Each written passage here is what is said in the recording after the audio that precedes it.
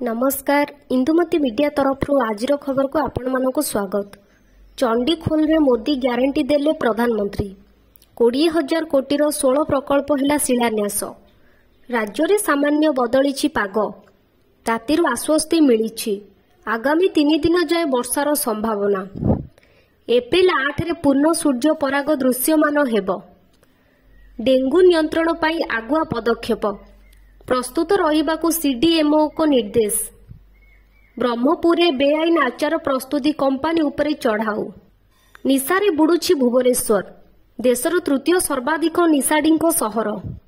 राज्य राजधानी रे 37% युवपीढ़ी नेउछंती निशा। आनंद विहार भाया केन्दुझरगढ़ ट्रेन रो शुभारंभ कले प्रधानमंत्री।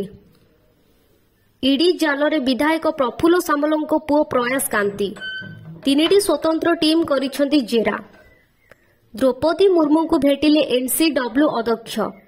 पश्चिम बंगरे राष्ट्रपति शासन जारी कले सुपारिश। यूपी पुलिस परीक्षा पेपर लीक मामला पदरु हटिले बोर्ड अध्यक्ष। पानी नष्ट कले देबे 5,000 फाइन जगिबे स्वतंत्र सुरक्षा कर्मी। सारा विश्व रे फेसबुक एवं इंस्टाग्राम सर्भर धीर होइथिबार सूचना। पासवर्ड भूल थिबा संदेश भी आसुछि। एहीपरि नुआ नुआ वीडियो देखिबा पाई एही चैनल को सब्सक्राइब करंतु।